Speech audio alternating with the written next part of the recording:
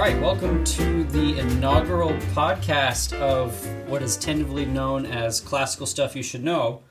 Definitely ripping off one of my favorite podcasts, Catholic Stuff You Should Know. At least the early Catholic Stuff You Should Know, because I'm only about a year into the podcast.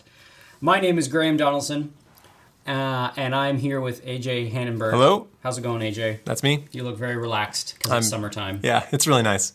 That's good. And we figured that we would come and do a podcast every now and then and tell you classical stuff you should know. We are both classical teachers at Veritas Academy in Austin, Texas. And yeah, we love classical education and we think more people should know about it. So we're just going to tell you all the cool stuff that we've been learning over the past 5 years of teaching together. And so maybe we should give them a little bit of our credentials just so they know who they're listening to. Do we have any credentials? Loose credentials, maybe. So I teach 9th grade English, which is primarily ancient literature, so Homer and Beowulf and that sort of thing. I also teach 12th grade rhetoric. I've taught logic, I've taught drama, I've taught leadership, I taught a whole bunch of things, and I got my degree in theology from Whitworth College.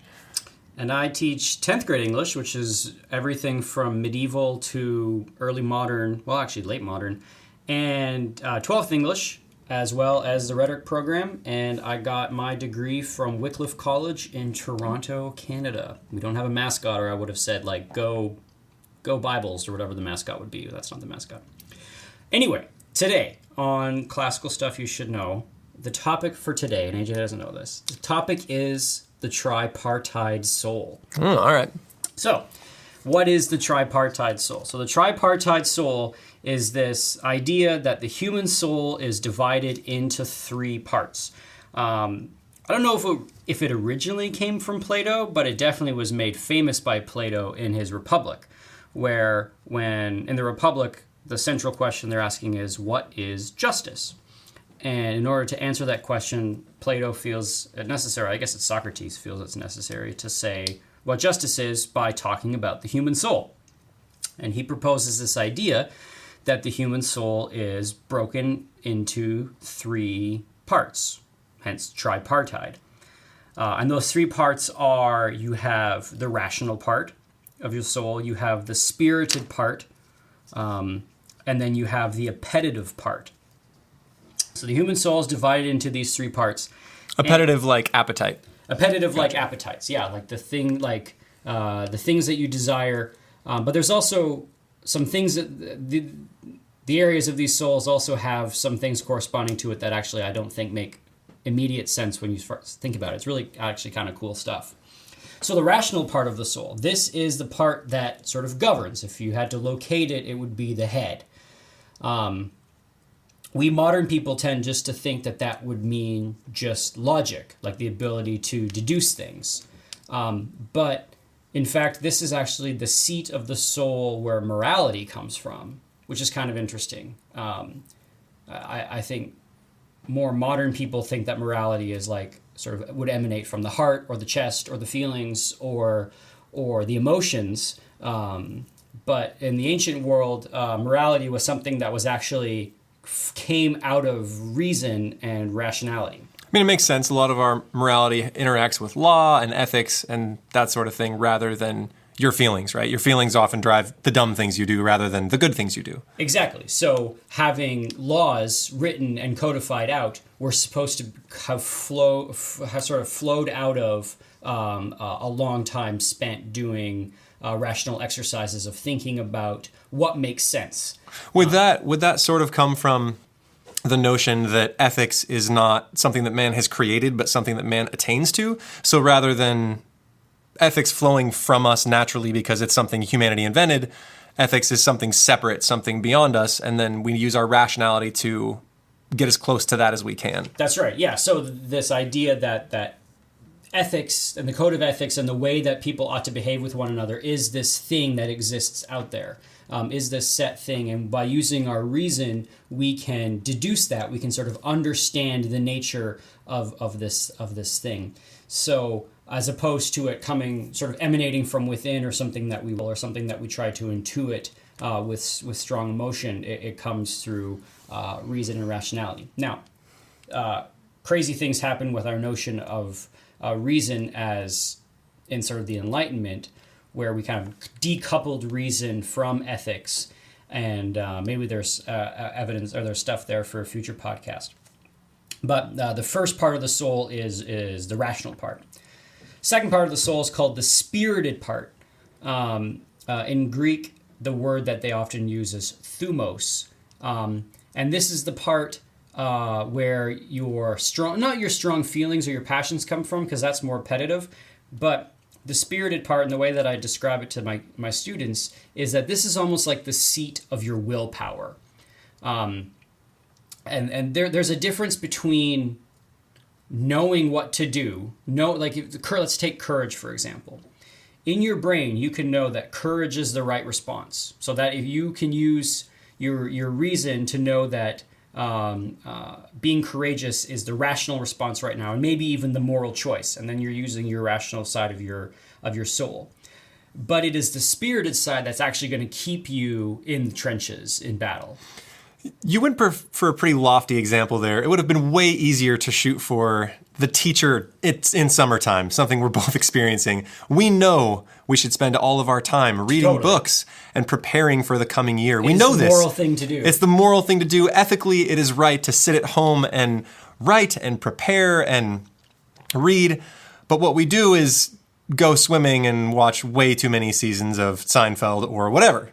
We don't do the things that we actually should. That's right. So maybe the spirited parts of our soul are not developed enough. The willpower is not given enough rein in the body in order to help enact those things that you know to be true. So do you find that this tendency to not want to do what the rational mind, the ethical mind, knows that we should do, does the ethical mind get kind of a reputation as sort of a buzzkill?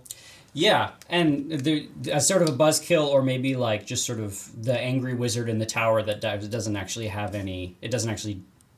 do anything. It just sort of intuits or thinks about stuff. So that's kind of the opposite of the way that the Enlightenment would have thought about rationality as the highest thing that man can do. You see it as maybe a little less cool. That's right. So, and Plato doesn't get into this, but they talk more about this in the Middle Ages, and where if you let one side of your soul have sort of a disproportionate free reign over the other two, you can get some imbalances in character, and you can get some sort of vicious behavior if you only let the rational side of the soul rule everything to the detriment of the other two. Then you can be a certain kind of person. If you only let the spirited soul rule with the detriment to the other two, you're a certain kind of person. The last part of the soul is the appetitive part. And this is the part, from what I understand, now, it's not like there's just one authority on this through all classical literature. There's all different people coming at it with all these different parts.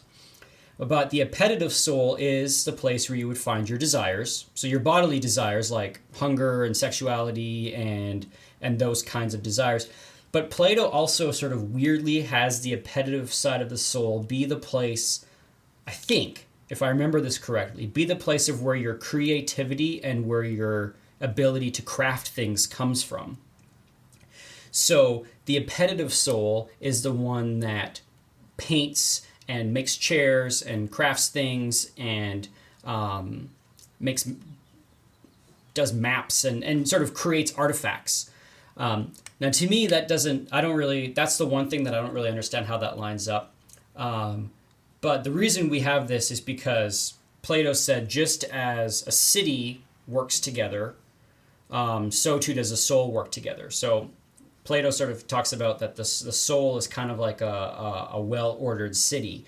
And you have sort of the rulers, who are the philosopher kings, who are sort of the rational side of the soul. And then you have the spirited people who sort of are helping to enact the laws, almost like a police force. And then you have the appetitive side. And when he's talking about this in the Republic, I remember when I was an undergrad, I thought the appetitive side was just going to be like lazy people, slugabouts or whatever. But it's actually the workers, the merchants in the city, the people who are crafting things and building things and selling things and creating these cultural artifacts. That sort of stems out of the appetitive soul. So that's kind of cool. So yeah, the human soul is this three-parted thing.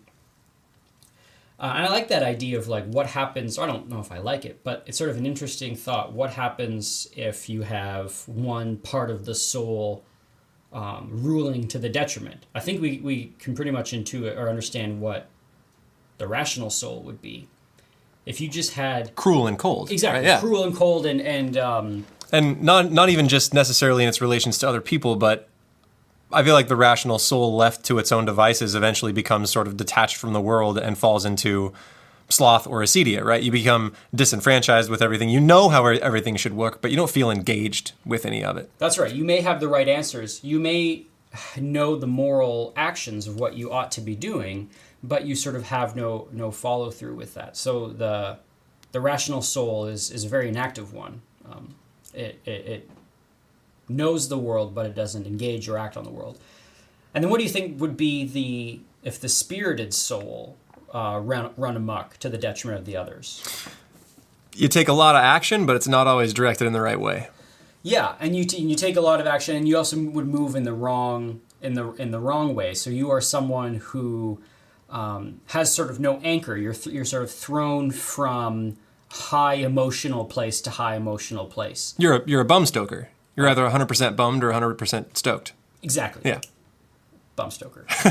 And then if you're I get the feeling that's the first time you've heard that word. it took me back for a second, but yes. But Okay. now it makes total sense. And then the appetitive soul, if that is taken to its extreme to the detriment of the other two, then you have sort of like this slothful, but not slothful person. Then you have someone who's indulgent, whether it's sort of constantly feeding the appetites, whether that be bodily. But the fact that the appetitive soul seems to be the place of the creativity and the arts and the making of things, it also seems to be maybe the appetitive side is the thing that wants to consume all the time, or maybe in like a weird way create all the time, but not for anything moral and high with the rational soul, or in the proper direction with the spirited side, but maybe just sort of like, I don't know, it's like an art for art's sake. I don't know. That's sort of, I don't know what to do with that. It kind of seems to that's something that could be fleshed out a little bit more. But I find that really cool. And then someone in my class last year was saying that they were wondering if there was civilizations or times of history when humanity tended to be more towards one aspect of the soul than the other. Like if sort of culture emphasized one aspect of the human soul over the other two. If there was like a time when humanity was too rational to the detriment of the spirit and the appetitive. I think the point they were getting at is they thought they were coming to the conclusion that today they would see that the world was sort of this appetitive soul, that everyone is rushing to fill the appetites and is sort of following after their own desires. I thought that was an interesting exercise. I don't know if I have anything interesting to say about that, but there does seem to be periods of history where we were too rational to the detriment of the other two. I can't really think of any times when we were too spirited to the detriment of the other two, but I think it was kind of, the kid was on point when he was talking about that we sort of live in an age where we are appetitive to the detriment of the other two. But yeah, so that is the Platonic tripartite soul. Does this connect at all with Freud's ego, superego, and id?